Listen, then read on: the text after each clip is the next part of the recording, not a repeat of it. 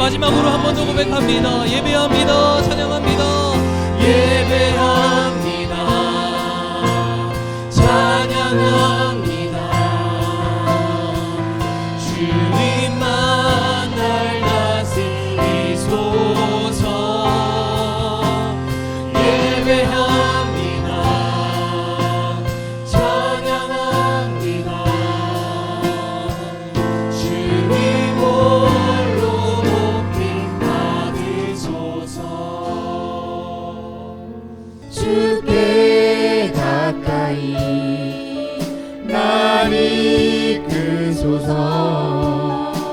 간절히 주님만 원합니다.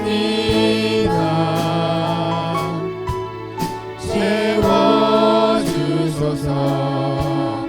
주의 사랑을 진정한 찬양 드릴 수 있도록 목마른 나의 영혼 주를 부르니 나의 맘 만져 주소서. 주만을 원합니다. 더 원합니다. 나의 맘 만져 주소서. 목마른 나의 영혼 주를 부르니 나의 맘 만져 주소서. 주만을 원합니다. 더 원합니다. 나의 맘 만져 한 번 더 간절히 고백합니다. 목마른 나의 영혼 주를 부르니 나의 맘 만져 주소서. 주님만을 원합니다. 더 원합니다. 나의 맘 만져 주소서. 오늘 우리에게 주시는 하나님의 말씀은 야고보서 1장 2절부터 8절까지 말씀입니다. 야고보서 1장 2절로 8절까지 말씀, 처음부터 끝까지 우리 말씀을 잘 생각하시면서 한 목소리로 함께 하나님 말씀 선포하도록 하겠습니다. 우리 2절부터 8절까지 말씀 함께 읽겠습니다. 내 형제들아, 너희가 여러 가지 시험을 만나거든 온전히 기쁘게 여기라. 이는 너희 믿음의 시련이 인내를 만들어내는 줄 너희가 알미라. 인내를 온전히 이루라. 이는 너희로 온전하고 구비하여 조금도 부족함이 없게 하려 함이라. 너희 중에 누구든지 지혜가 부족하거든 모든 사람에게 후히 주시고 꾸짖지 아니하시는 하나님께 구하라. 그리하면 주시리라.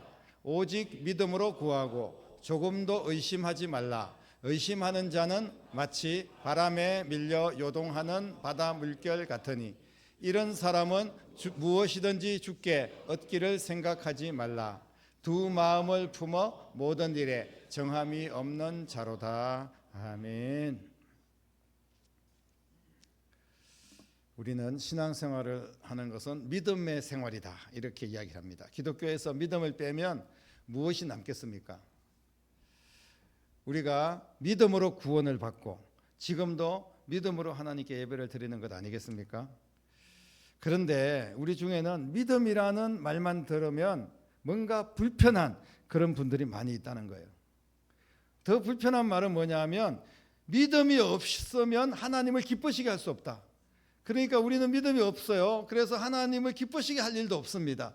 그런 생각을 가지고 신앙생활 하는 분들이 있다는 겁니다. 여러분들은 믿음으로 하나님을 기쁘게 하고 계십니까? 그렇게 나를 되돌아보면 과연 내가 믿음으로 하나님을 기쁘게 하고 있을까? 이런 생각을 하면서 뭔가 우리의 마음에 오히려 의심이 생기고 두려움도 찾아오고 그리고 신앙생활에 해이도 느끼고 그럴 때가 있습니다. 오늘 본문에서 믿음에 대하여 두 가지를 요구하고 있습니다.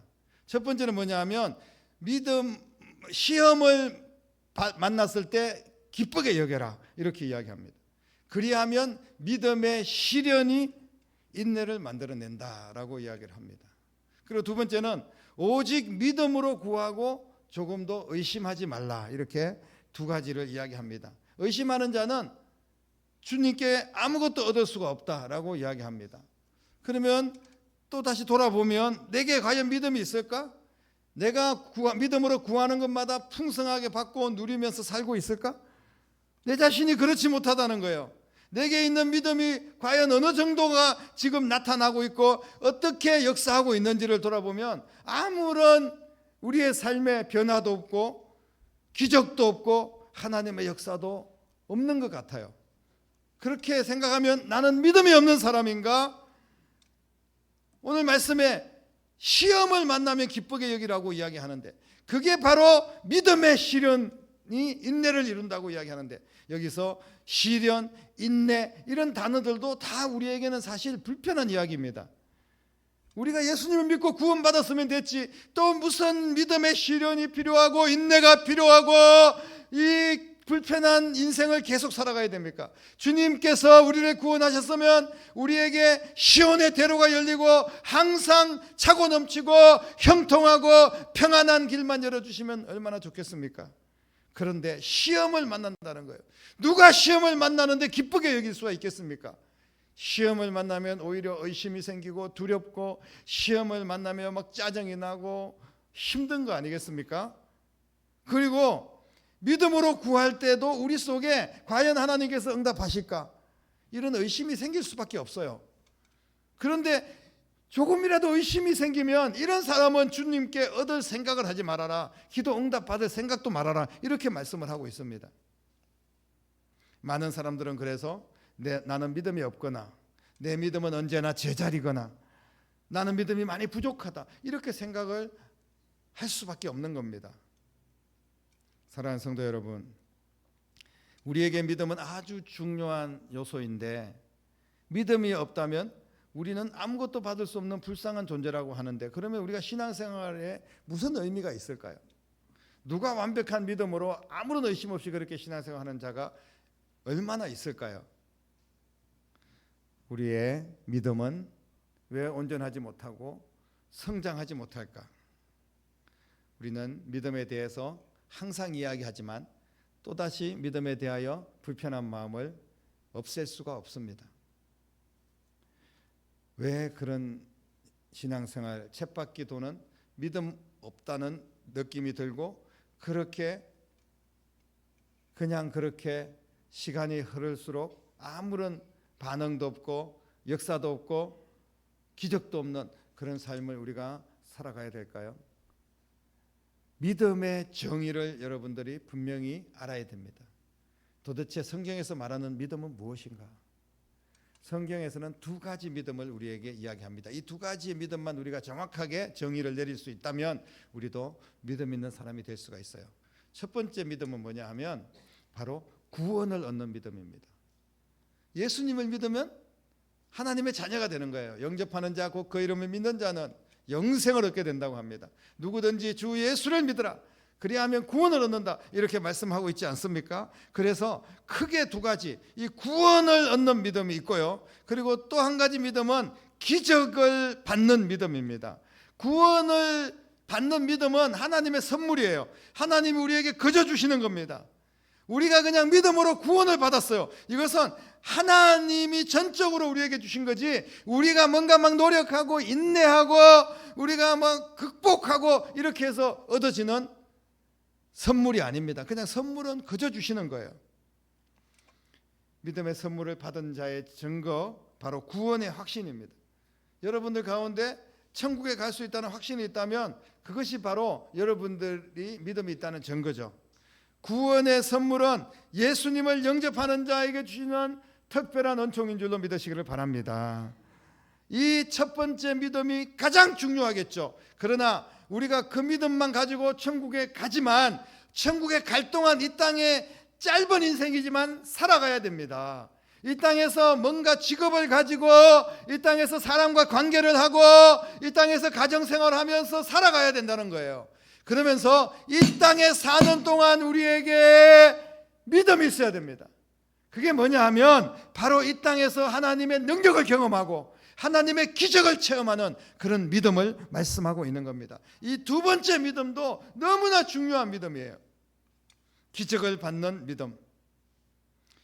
기적을 받는 믿음은 바로 우리의 신앙의 그릇입니다. 여러분, 오늘 제가 제목을 믿음의 그릇이다 이렇게 이야기했는데요. 내가 가지고 있는 그릇이 내 믿음이라는 거예요. 다시 말씀을 드리면 나는 정말 간장종지만한 그런 그릇을 가지고 하나님께 구하면 그만큼밖에 받을 수가 없는 거잖아요. 그런데 우리가 큰 바구니 같은 믿음, 그런 믿음을 가지고 하나님 앞에 기도하면 그만큼의 기적을 경험하게 될 줄로 믿습니다.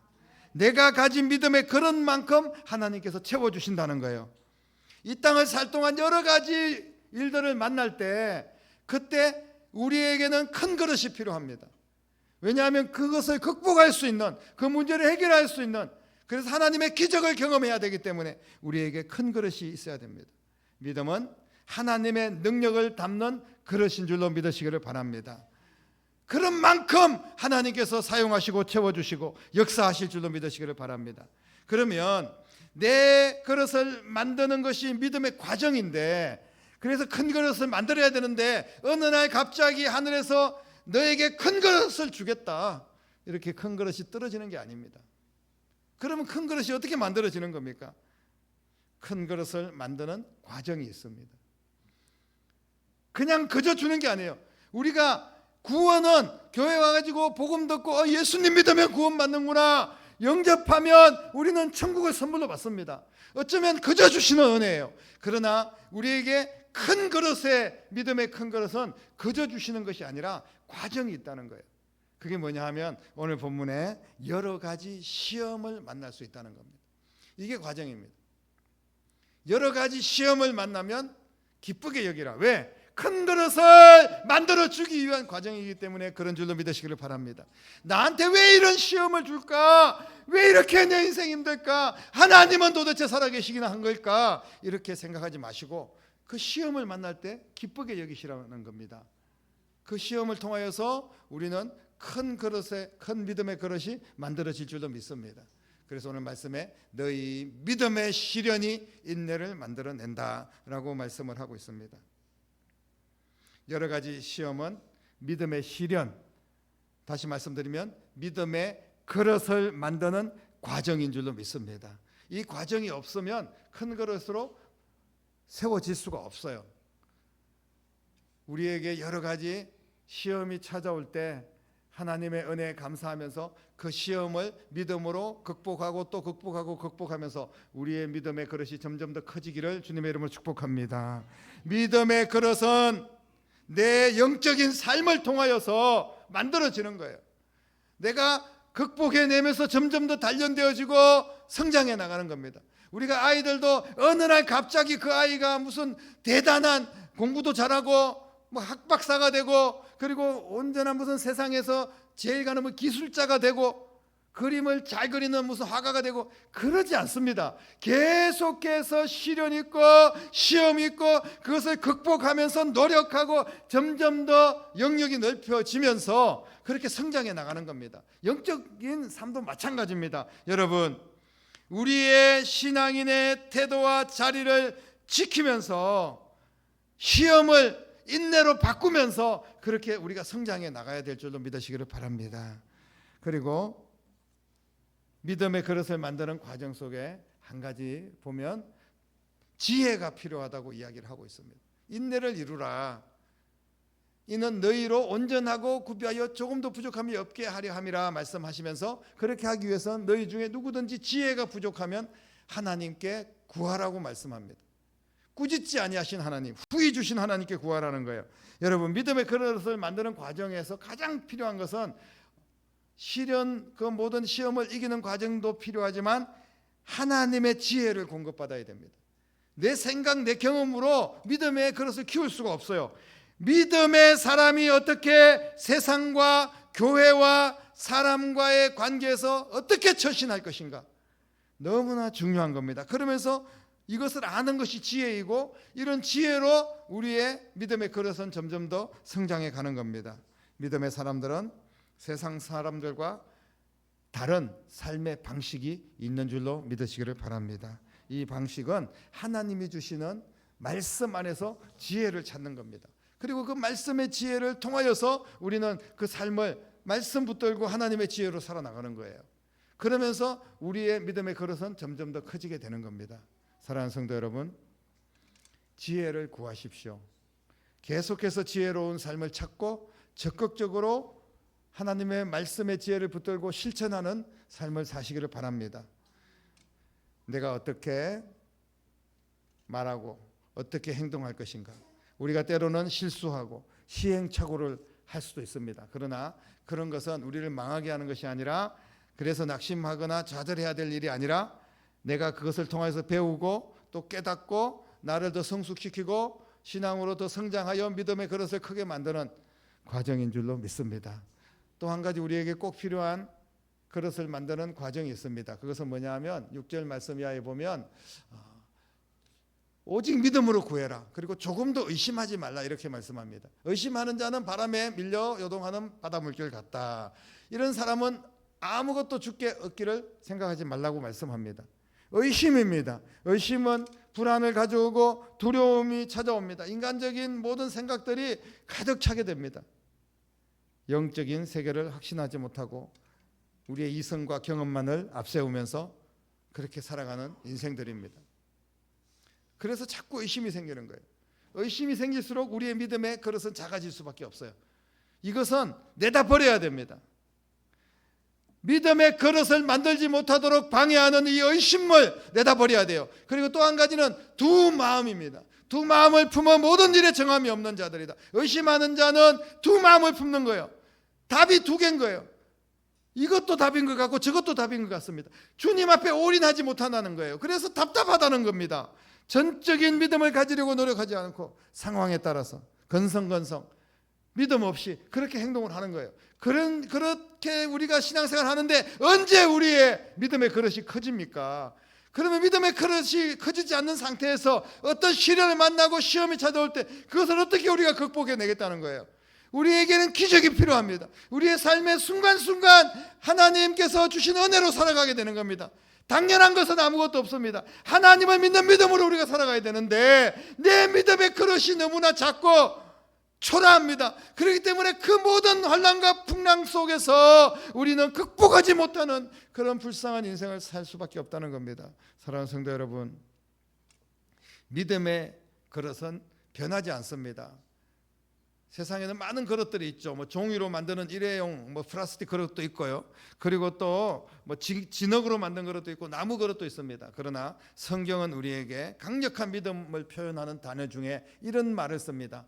금보다 더 귀한 믿음. 불로 연단하여도 없어질 금보다 더 귀한 믿음을 가지라. 이렇게 베드로 사도는 베드로전서 1장 7절에 말씀하고 있습니다. 믿음의 그릇만큼 기적을 담는 줄로 믿으시기를 바랍니다.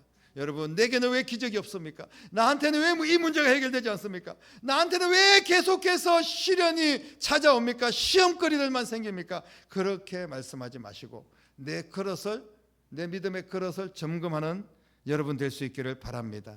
주님께서 항상 기적을 베풀어 주실 때 하신 말씀이 있어요. 우리는 이 말씀에 주목해야 됩니다. 아무것도 없는데, 아무런 믿음의 그릇도 준비되어 있지 않는데 주님께서 그저 막 주시는 경우들은 거의 없습니다.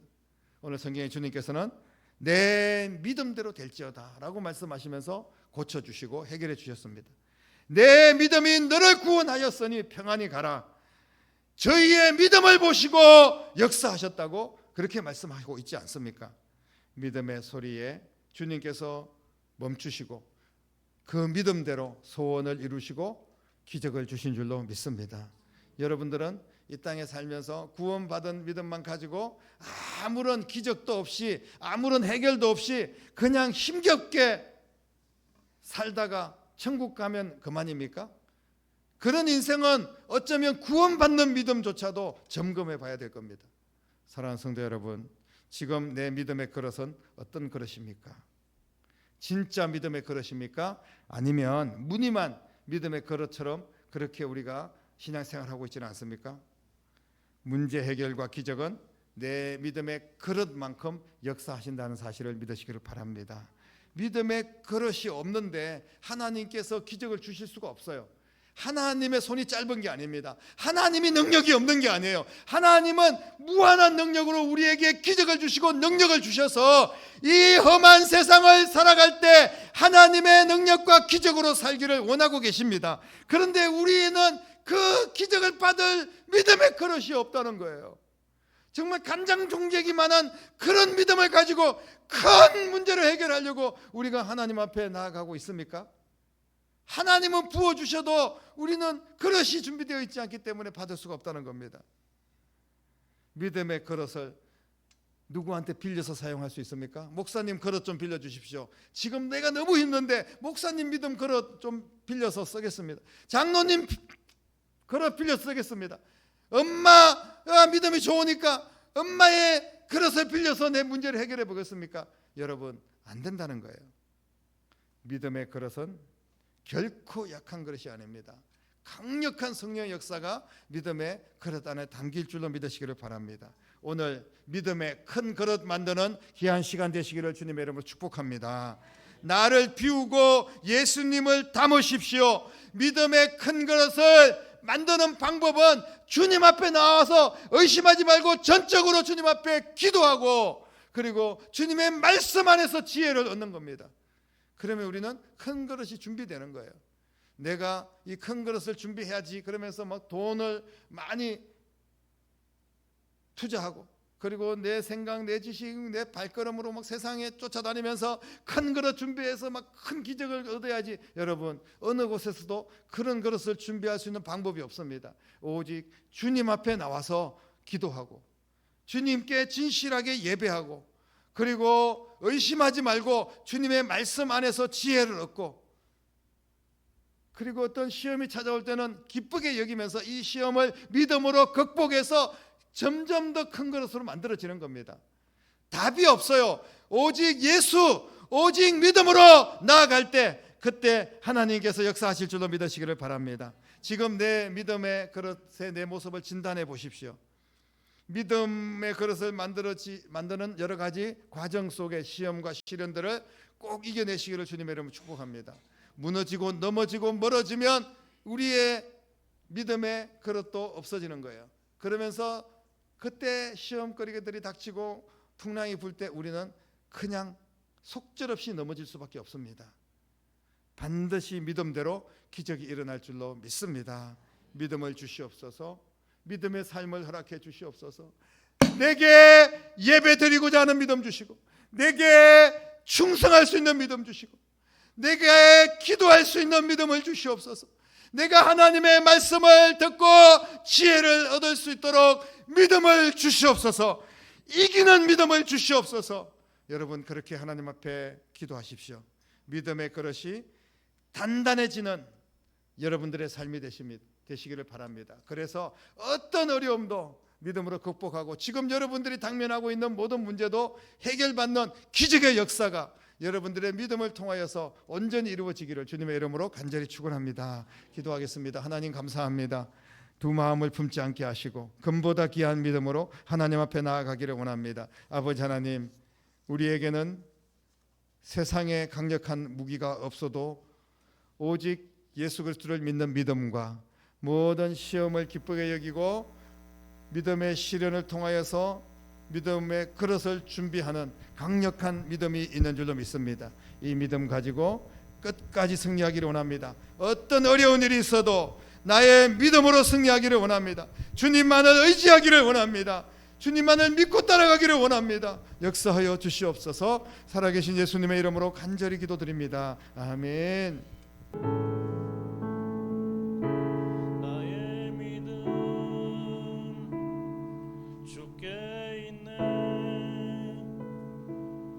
십자가 능력이 내 영광 되었네.